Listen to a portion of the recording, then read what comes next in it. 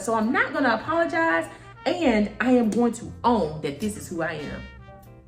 Thank you for being here. Like, I really appreciate every single one of you that are here. I am creating. Hello, beautiful people. Welcome back to my channel. I am Sierra.casher, and in this video, we are going to talk about these 6 books that have helped spark my creativity. I did not think that I would be creating this way again. However, books have come to save me. Books have come to reintroduce me to myself. Books have come to give me a new imagination. Not say new, but renew my imagination. Books have come to wrap their arms around me and remind me that Sierra, you are who you are. You were created to create. And so you can't get away from this. And so let's go back a year. I would say last year was one of the hardest years of my life. One of the hardest years of my life. I lost my sister, and this is the sister that I grew up with. I said it in another video, we slept in the same bed, went to the same high school, like we did all of these things together.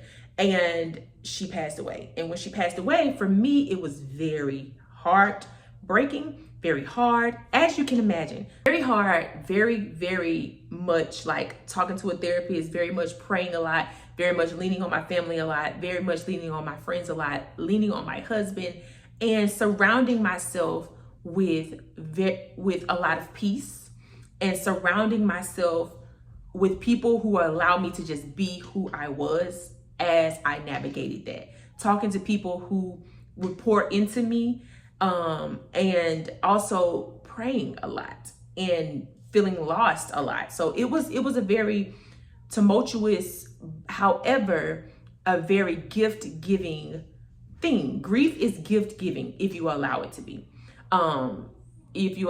So I say all of that. I said that to say this. I did not think I would pick up another book for a long while. I really didn't. I love to read. I love to create.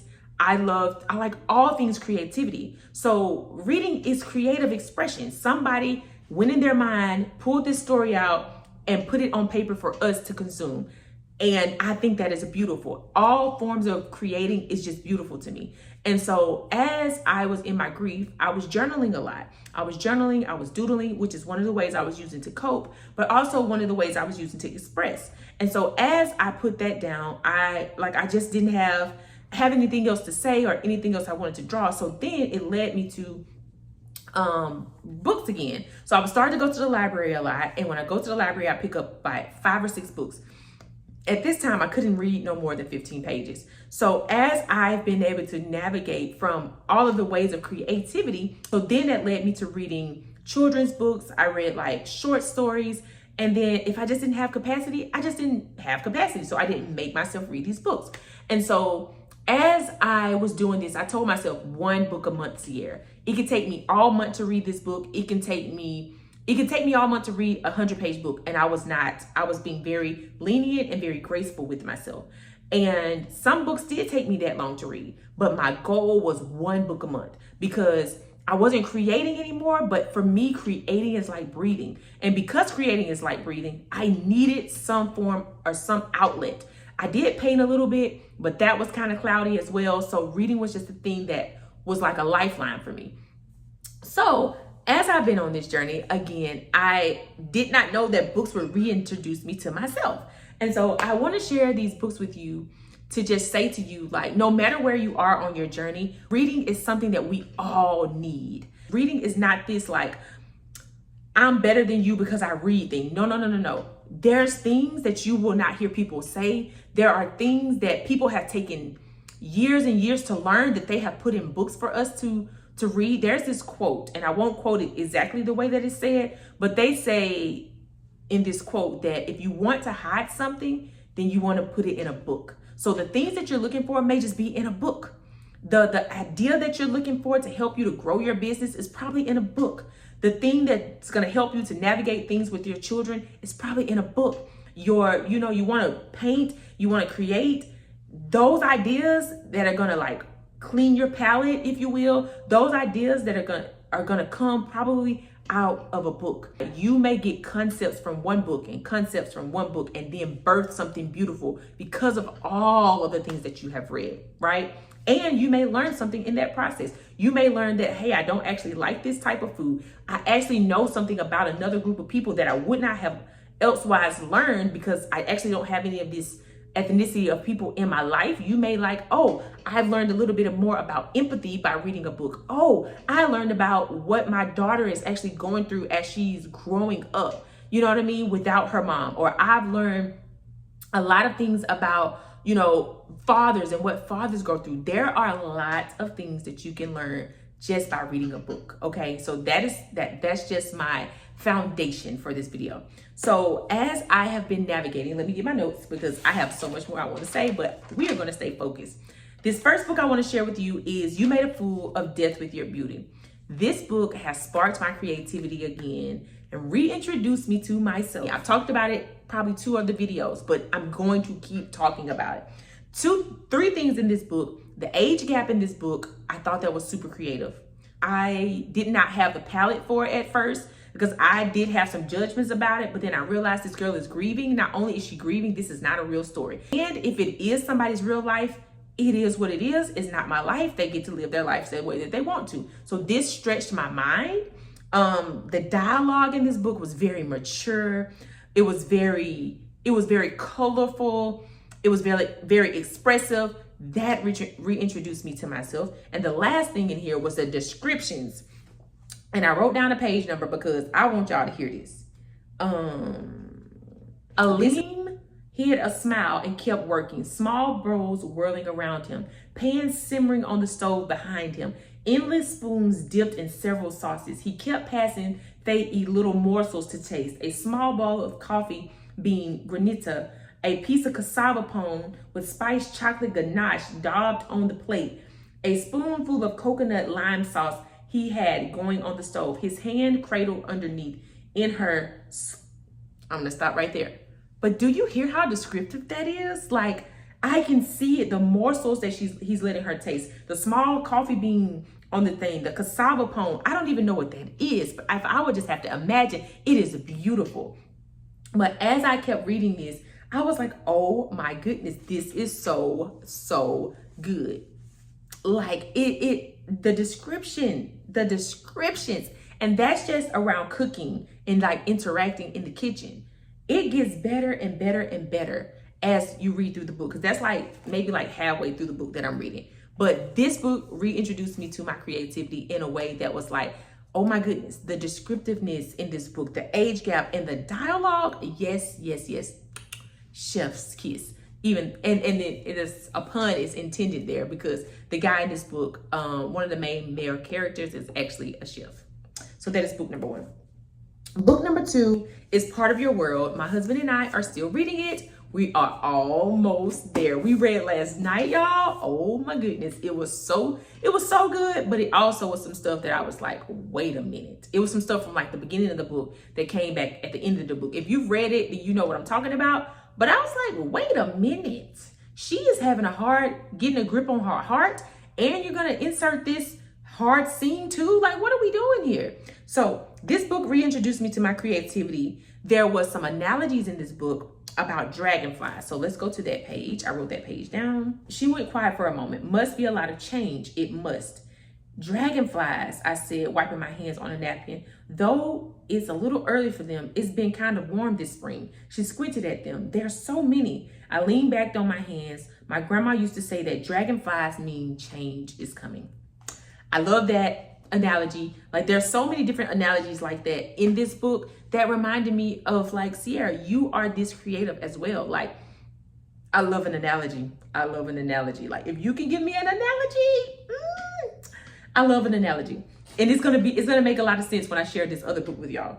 The other thing is the sexual analogy on page 79. I'd had chemistry with other women, but I'd never experienced animal magnetism before. It's the kind of thing that's unmistakable when it's happening, and it happened with her. The same as last time, only stronger. The sexual tension between the two of us was like a sunflower turned to the sky. I'd felt it even when she was gone. I realized like my body was looking for her, even though I didn't know where she was. It was a shift in gravity. That is beautiful. I get it. I understand it. Like, you don't have to say anything else. Like, I understand what you're saying here. Like, I picked up what you was putting down. I've already ordered the next one, which is, I say the next one, but I think this was a 3-part series. And I know I said in another video, I was not a series girly, but Abby Jimenez, she is that girl. She can write a book. She can write a good book. I am about to read just for the summer. So stay tuned for that video, because I think I'm going to read it and give y'all my impressions on the chapters, because this was so good. Like, to be honest with y'all, don't tell my husband when I say this. I love you, husband, even if you watch this. So James, don't come for me. But we are taking so long to read this book. I am enjoying every second, because it's like our quality time. However, I just want to know what happens. Like, we don't have, this is how much we have left, y'all. This is it. So maybe like 45, 50 pages. And some of these pages are like the reading guide. I am ready to get done with this book, y'all. So that is book number 2. Book number 3 is The Stardust Thief. I read this book a while ago. I'm actually not even done with it. You can see where I am. The bookmark is actually words from this book that I had to learn, but I got through most of this book, y'all. And this is probably one of the biggest books that I have ever read. And it's like fantasy. I think it's like fantasy. What is this book? I would have to look it up, but it's been a while since I read it. But I actually bought this as a gift to myself. And I don't have the date in this one, y'all. What? I'm gonna have to go look. I know where I bought it from. Like, I bought it in Fairhope when we lived in Mobile. However, I did not put the date when I bought the book in it, and that is surprising. Surprise, surprise. Anyways, I'm gonna tell you what this book is about on the back, because I don't know how to not tell y'all spoilers about this book, because this is like one of the first type of books of this genre that I have ever read. And like I said, I'm more than halfway done with it, but I'm not haven't completed it yet. I will do a video on it, but this book reminds me of Aladdin. And if I'm not mistaken, it might be like a spin-off Aladdin, but I'm gonna read you the back and then I'll tell you why this book has sparked so much in me. Okay, neither here nor there, but long ago. I don't know how to pronounce the name, but Luli al-Narazari is the midnight merchant, a criminal who, with the help of her jinn bodyguard, hunts and sells illegal magic. When she saves the life of a cowardly prince, she draws the attention of his powerful father, the Sultan, who blackmails her into finding an ancient lamp. With no choice but to obey or be executed, Loli journeys with the Sultan's oldest son to find the artifact. Listen to this part. This is the part that sparked creativity. In a world where story is reality and illusion is truth, Loli will discover that everything, her enemy, her magic, even her own past, is not what it seems. Listen, the reason I didn't finish this book yet is because I got mad. I'm going to finish it because I want to know what happened, but I got mad because what I just told y'all, like, but this book is so good. It warps your thoughts about what's happening. You kind of have this like, you're not sure who's who either. Like, I know who it is because I'm the person reading it, but as I put myself in the story, I'm like, oh my goodness, I would have been so mad. Because like it says, in a world where story is reality and illusion is truth, nothing that she's experiencing is real. It is real, but it's not what you thought it was. I can't tell you because you got to get the book and read it, but it is a great, great, great read. And like I said, I stopped reading it because I got mad because of the part of the story that we were in. So that is book number 3 that sparked my creativity. So the next book, I told y'all that I love an analogy. I also love parables. This next book is one of my favorites, so much of my favorite that I have 2 of these. I have 2 of these. Me and my husband read it. We actually got this book in Virginia first because we were experiencing so much change there. So let me tell you the name of this book. Who Moved My Cheese? This book is really, really, really, really good if you are experiencing change. It's a really good book overall. You can read it in under an hour. And the reason that this book sparked my creativity is because of the concept of the book. The book is a parable. It's basically a book that tells you about change. And there's like 2 mice, and then there's two mice, and then there's also a maze and little people. So him and Haw are the little people, and then the mice are Sniff and Scurry. And so they're in this maze and they're trying to figure out how to get out of the maze. And all of them are looking at it from different perspectives. And somebody's at the beginning of the maze. Somebody has already made it to the end of the maze. Somebody writes something on the wall. So you kind of get to the part of the maze where something's written on the wall. And it's about change. Like, I don't know how to, you have to just read it. Like I said, it's a book that can be read in an hour. I'm going to read what it says on the back. It would be all easy if you had a map to the maze. If the same old routines worked, if they just stopped moving the cheese, but things keep changing. So everything in here is an analogy. It's a parable, but so it's a parable analogy. I think those are kind of the same. But the cheese is a metaphor for what you want to have in life, whether it's a good job, a loving relationship, money, a possession, health, or a spiritual peace of mind. And the maze is where you look for what you want, the organization you work in, or the family or community you live in. In this story, the characters are faced with unexpected change. You just have to read it. It's really good. Like I said, can be read in under an hour, if not an hour. It is actually 94 pages. It is actually 94 pages. I don't know what led us to this book. I want to ask my husband. I think I might have picked this first up at like a Goodwill. And I was like, that's pretty small book and it's pretty quick. Like, it can be a quick read, and I picked it up. But this is a great book if you are looking for something that's going to be talking about change, if you're looking for something that's going to help you to think outside of the box, if you are looking for something that's going to spark creativity, this is your book. I was about to say this is your girl. All right, book number 5, Finding Me by Viola Davis. Why did I do that? I don't know. But Finding Me by Viola Davis. This book, I've talked about it. One of the best books I've read this year. Really, really, really enjoyed this book. The thing I wrote about this book is that the descriptions that if you listen to this book on audio, it is great. I do not know why I keep changing my voice. But if you listen to this book on audio, it is great. It's a beautiful, beautiful experience. One of the quotes, I put it in my book so I wouldn't forget to say it. One of her quotes that helped me and that really shifted something for me is when she said this: "It was radical acceptance of my existence without apology and with ownership." She accepted that she existed without an apology for existing. And I'm not going to apologize. And I am going to own that this is who I am. That is a mic drop.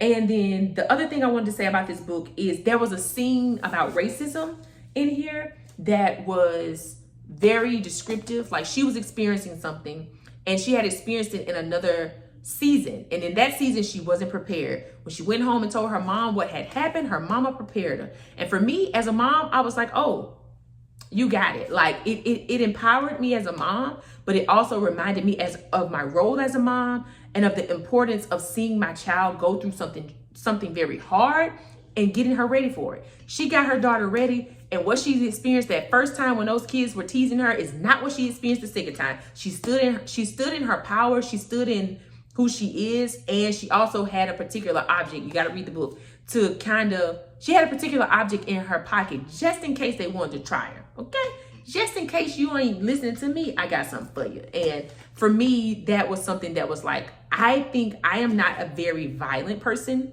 I can be, but I'm not.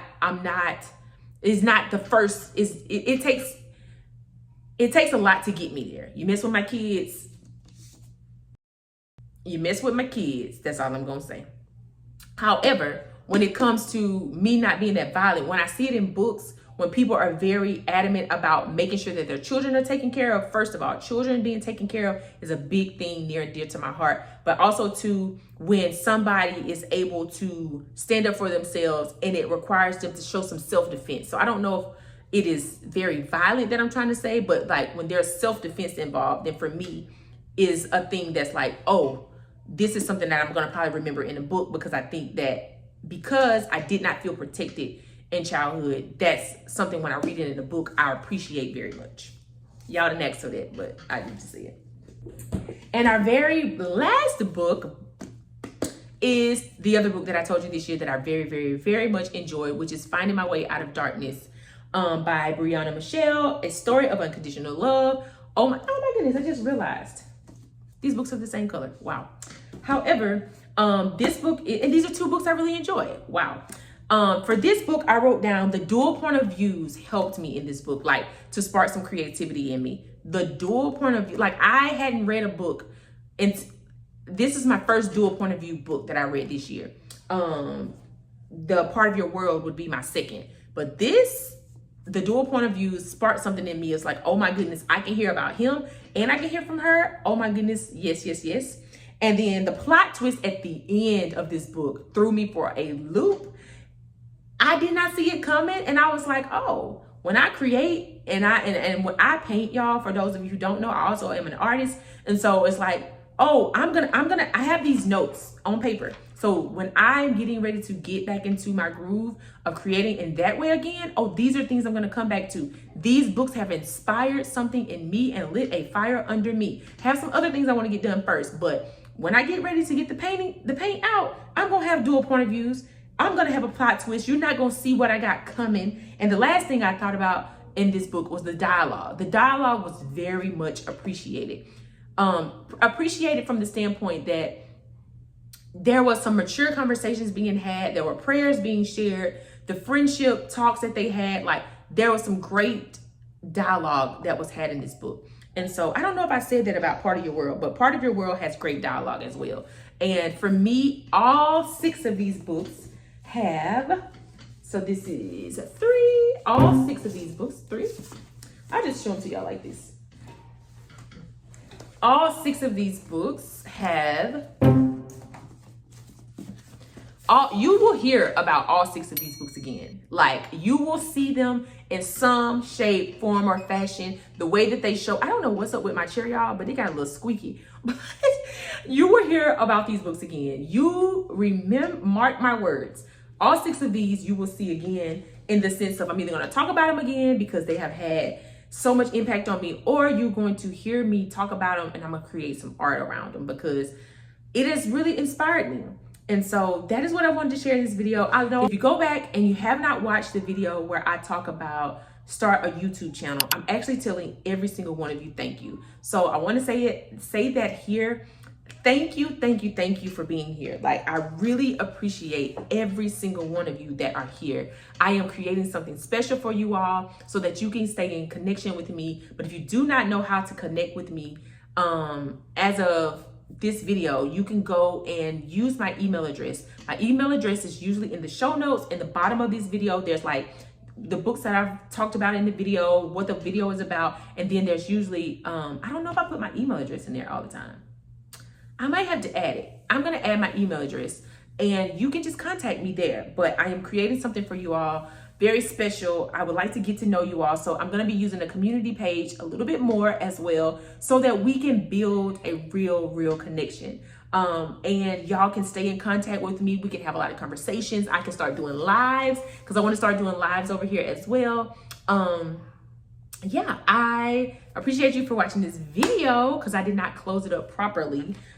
If you're interested in any of these books, I'm going to put them all in the description box. All of those links will be for Amazon. However, you can grab your books wherever you choose to get books. But I did want to make it easier for you all. So if you want to get a book, you can just go to Amazon links. And there's a lot of things coming. So thank you for being here. I appreciate y'all. We have grown by 70. And it's almost, summer is almost over. So this is just me chit chat and that's the end of the video, but I just want to say some other stuff. We have grown by 73-ish, I would say, of you, because we started at 30, then we went to 50, and now we're at 104. So I am so grateful for you all for being here. Like I said, creating something special for you. And I just have some videos coming that are going to be just me chit chatting with y'all and trying to get to know who you are. I don't have social media for a particular, and I've shared that in another video for my mental health. I do not have social media. And so this is my way of connecting. So I'm going to try to take y'all from here. I'm going to try to do a little something different. Just a little something different. Anyways, thank you for being here again. And I will see you in the very next video because I got to get some water. Bye.